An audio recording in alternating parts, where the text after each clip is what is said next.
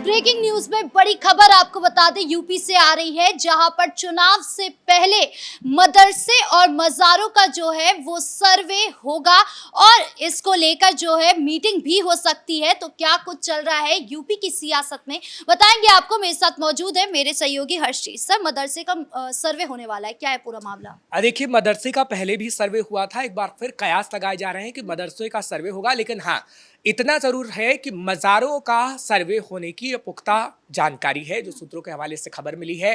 क्योंकि पिछले दिनों मज़ारों को लेकर यूपी विधानसभा में भी कई सवाल उठे थे। क्योंकि देखिए, मदरसे जो होते हैं और जो मस्जिद होती है वो एक जगह पर स्थित होते हैं। हालांकि वो अवैध अतिक्रमण करके बनाए गए हों या फिर वैध तरीके से बने हों, लेकिन अगर जब हम मज़ारों की बात करते हैं तो मज़ारें आपको कहीं पर भी मिल जाएंगी। और विधानसभा के अंदर हो या बाहर हो, सवाल उठाए गए थे कि मज़ारें चाहे फिर रेलवे स्टेशन के बगल में हैं या फिर मज़ारें सड़कों के बीचों बीच हैं, ऐसे मज़ारों का सर्वे होना बहुत ज़रूरी है। क्योंकि ऐसी मज़ारें कहीं ना कहीं लोगों के लिए मुश्किलातें खड़ी कर रही हैं। हमने देखा था कि उत्तर प्रदेश में कई घटनाएं भी उन मज़ारों की वजह से हुई थी, क्योंकि वो मज़ारें जब सड़कों के बीचों बीच होती हैं तो जाम की समस्या लग जाती है। कई एक्सीडेंट के मामले भी कहीं ना कहीं उन मज़ारों की वजह से सामने आए थे। बिल्कुल, सोशल मीडिया पर भी हम देख रहे हैं, लगातार ऐसी वीडियो सामने आती है जहां पर सड़कों पे मजार बनी रहती है, जिसकी वजह से एक्सीडेंट हो रहे हैं या फिर कुछ ऐसी परिस्थिति बन जा रही है कि लोगों को वहां पर हल्ला वल्ला करना पड़ रहा है। तो क्या आपको लगता है कि अब जल्दी ये मजार हटेंगे? देखिए, लोग खास तौर पर ये सवाल उठा रहे हैं कि ये मज़ार बीचों बीच में आखिर क्यों बना दी जाती है। क्योंकि इस सवाल को ना तो अखिलेश यादव की सरकार में किसी की पूछने की हिम्मत हुई थी, ना बसपा की सरकार में किसी की पूछने की हिम्मत होती थी। क्यों नहीं होती थी? इसलिए नहीं होती थी क्योंकि बसपा की सरकार कहीं ना कहीं एक विशेष समुदाय को संरक्षण देने का काम करती थी। समाजवादी पार्टी की जो सरकार थी वो विशेष समुदाय को, खास तौर पर कट्टरपंथियों को संरक्षण देने का काम करती थी। इसलिए जो लोग थे खास तौर पर वो नहीं बोल पाते थे। लेकिन अब चाहे हिंदू संगठन हो या फिर आम लोग हो, वो योगी सरकार में खुलकर बोल पा रहे हैं और इसलिए बोल पा रहे हैं कि योगी आदित्यनाथ की सरकार उस पर बड़ी कार्रवाई करेगी।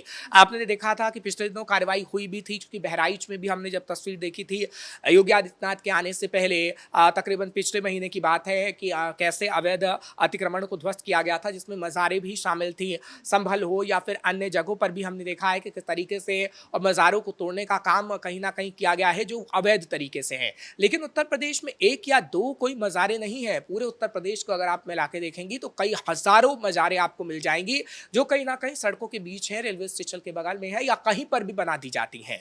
आप कहीं पर भी कुछ भी बना लेंगे, ये आपको हक किसी ने नहीं दिया है। क्योंकि सड़कें सभी लोगों के लिए होती हैं, किसी एक की सड़क नहीं है।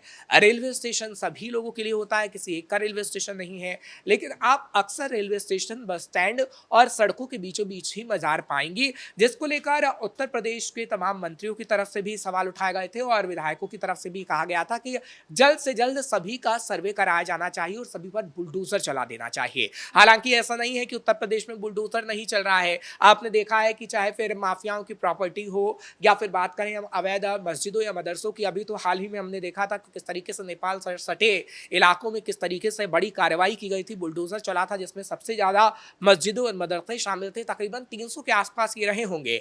हालांकि पुलिस ने भी डाटा दिया था और पुलिस की तरफ से बताया गया था कि कितनी मस्जिदें और मदरसों को तोड़ा जाना है। अच्छा, इससे पहले भी जो है वो मदरसे और मस्जिद वगैरह का सर्वे किया गया था, जिसमें 1500 के आसपास का आंकड़ा निकला था, जिस पर लगातार बुलडोजर भी चला था। मुस्लिम समुदाय प्लस जितना भी विपक्ष है वो बार बार यही कह रहा था कि मुस्लिमों को टारगेट करने के लिए इस तरीके का एक्शन लिया जा रहा है। अब एक बार फिर सर्वे हो रहा है, तो आपको क्या लगता है कि एक बार फिर अब इस तरीके की आवाज सुनने को मिलेगी कि टारगेट किया जा रहा है?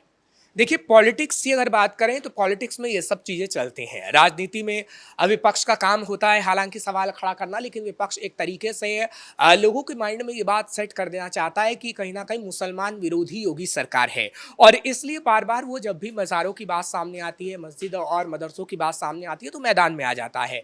अभी हाल ही में कल जब हम अपने दर्शकों को खबर बता रहे थे तो बताया था कि कैसे फतेहपुर मकबरा को लेकर सपा सांसद जियाउर रहमान पर की तरफ से कहा गया कि आखिर आखिर क्यों हिंदू लोगों पर कार्रवाई नहीं की जाती है, सिर्फ मुसलमानों को क्यों गोली मारने का काम किया जाता है। तो एक तरीके से जब आप इतने भारी भरकम शब्द कह रहे हैं तो कहीं ना कहीं आप लोगों को भड़काने का काम कर रहे हैं।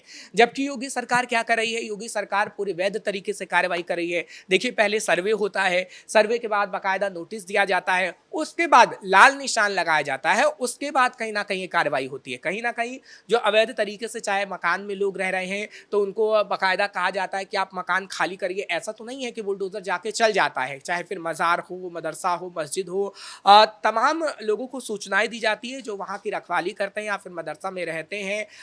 उनको बताया जाता है कि भैया आपके पास इतने दिन का समय है, अगर आपके पास कोई सबूत है तो आप दिखा दीजिए। जब उनकी तरफ से कोई सबूत नहीं दिया जाता है तो नोटिस भेजा जाता है, फिर लाल निशान लगाए जाते हैं। और यही चीज़ें हमने वाराणसी के अंदर भी देखी हैं, संभल के अंदर भी देखी हैं, बहराइच के अंदर भी देखी हैं और कई इलाकों के अंदर भी ऐसी तस्वीर देखी हैं। अच्छा, कुछ रिपोर्ट्स की बात करूँ तो एक दो रिपोर्ट्स है जो ये कहती है कि आज़ादी के बाद से मात्र 3 लाख जो है वो मंदिर बने हैं, और जितने मस्जिद की बात करूँ या फिर मदरसे वगैरह की बात करूँ तो ये 10 लाख से ज़्यादा हो चुके हैं। तो आपको लगता है कि ये आंकड़े जो है वो बहुत बड़ा स्टेटमेंट देते हैं? देखिए, आंकड़े स्टेटमेंट तो वाकई देते हैं क्योंकि क्या समाजवादी, इनमें से आधे से ज़्यादा जो है अवैध है? देखिए अवैध तो आधे से ज़्यादा पाए ही जाएंगे, क्योंकि जब हमने देखा कि पुलिस ने नेपाल से सटे बॉर्डर इलाकों में पता लगाने की कोशिश की तो जंगलों में मदरसे और मस्जिदें बनाई गई थी और उनकी संख्या तकरीबन 500 के आसपास थी। अब जब आप उसी इलाकों में संख्या 500 के आसपास बता रहे हैं तो आप ये सोच लीजिए कि उत्तर प्रदेश तो सबसे बड़ा सूबा है और वहाँ पर कितनी मस्जिदें और मदरसे अवैध तरीके से बनाए गए होंगे। क्योंकि तकरीबन उत्तर प्रदेश की अगर मैं बात करूं या फिर तमाम अन्य राज्यों की बात करूं तो विदेशी फंडिंग भी कहीं ना कहीं मदरसों और मस्जिदों को लेकर हो रही है कि आप अवैध तरीके से मस्जिद और मदरसों को खोलिए, हम फंडिंग करेंगे। ऐसे कई आज़ाद मदरसे हमने बिहार के अंदर भी देखे थे कि बिहार के अंदर आज़ाद मदरसे पाए गए थे। आज़ाद मदरसे उसे ही कहा जाता है जिसका कोई अता पता नहीं होता, जिसमें जिहाद की ट्रेनिंग दी जाती है। और ऐसे जो कुछ कट्टरपंथी है, कुछ लोग हैं, वो कहीं ना कहीं मदरसों की रखवाली करते हैं, मस्जिदों को बनाते हैं और उसके बाद धीरे धीरे क्या होता है कि कहीं ना कहीं सालों साल ये मस्जिद ऐसे ही और बड़ी खड़ी होती जाती है। उसके बाद जब योगी सरकार कार्रवाई करने की बात करती है तो कहा जाता है कि मुगल कालीन के समय से बनी हुई है, हालांकि उसके कोई सबूत नहीं मिलते हैं। फतेहपुर के मकबरे को लेकर भी ये कहा जा रहा है कि मुगल कालीन के समय से बनी हुई है, लेकिन मुस्लिम पक्ष की अगर बात करते हैं तो कोई सबूत नहीं पेश कर रहा है, जबकि हिंदू पक्ष सबूत पेश कर रहा है।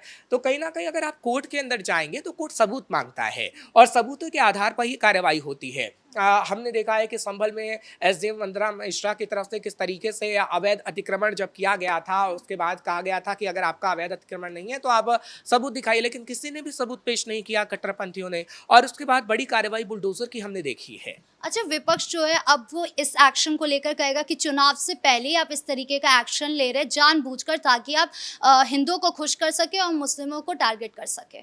देखिए, मुस्लिमों को टारगेट करने की कोई यहाँ पर बात नहीं है, ना मुस्लिमों को टारगेट किया जा रहा है, सिर्फ और सिर्फ योगी सरकार अपना काम कर रही है।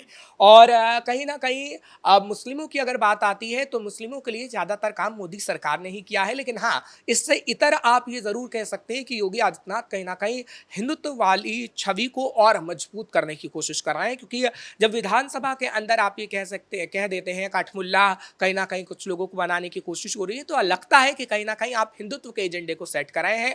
आप उस मुस्लिम कम्युनिटी के खिलाफ नहीं हैं जो कहीं ना कहीं आपसी सौहार्द के साथ रहता है, जो भारत का इस हिस्सा है। आप उसके खिलाफ हैं जो कहीं ना कहीं कट्टरपंथ फैलाता है, जो कहीं ना कहीं पाकिस्तान के साथ देता है, ऐसे लोगों का साथ देता है जो हमारे दुश्मन हैं। और योगी आदित्यनाथ ने बताया है कि किस तरीके से उनका एजेंडा रहा है कि वो उत्तर प्रदेश को सुरक्षित रखें और आगे आने वाले समय में उत्तर प्रदेश दुनिया के लिए एक उदाहरण बन पाए कि कैसे उत्तर प्रदेश में विकास की बयार बह रही है, कैसे उत्तर प्रदेश में अपराध कम हो रहा है और कोई अवैध अतिक्रमण या कट्टरपंथता तो बिल्कुल नहीं दिखा सकता है। और योगी आदित्यनाथ की इसी कार्रवाई से कहीं ना कहीं अखिलेश यादव हो या फिर तमाम विपक्षी पार्टी के लोग हो, कांग्रेस हो, वो कहीं ना कहीं सवाल खड़े करती है। ठीक है, आप सवाल खड़े करते रहिए, लेकिन आम जनता ये जानती है कि आखिर कौन आपके लिए काम कर रहा है और कौन आपके लिए नहीं काम कर रहा है। क्योंकि समाजवादी पार्टी ने काम शायद नहीं किया था, कांग्रेस ने शायद काम नहीं किया था, इसलिए उत्तर प्रदेश में उनके लिए सूखा पड़ा है। लेकिन योगी आदित्यनाथ पहली बार मुख्यमंत्री बने, फिर दूसरी बार मुख्यमंत्री बने और अब एक बार फिर कहा जा रहा है कि योगी आदित्यनाथ की जो योजनाएं हैं या फिर जब वो विधानसभा में बोलते हैं तो वो लोगों को काफी पसंद आता है और वाकई योगी आदित्यनाथ ने उतना काम किया है, लेकिन विपक्ष को कभी रास नहीं आएगा। इस मुद्दे पर ज्यादा अपडेट के लिए आपका बहुत बहुत धन्यवाद। यानी कुल मिलाकर ये साफ हो चुका है कि अब जल्द ही मदरसे पर जो है उसका सर्वे होगा और इसके लिए एक मीटिंग भी हो सकती है। तो कब तक ये मीटिंग होती है, कब ये मदरसे का सर्वे होता है, ये देखने वाली बात होगी। ब्रेकिंग न्यूज में इतना ही। कैमरा पर्सन कुणाल के साथ मैं राधिका राज।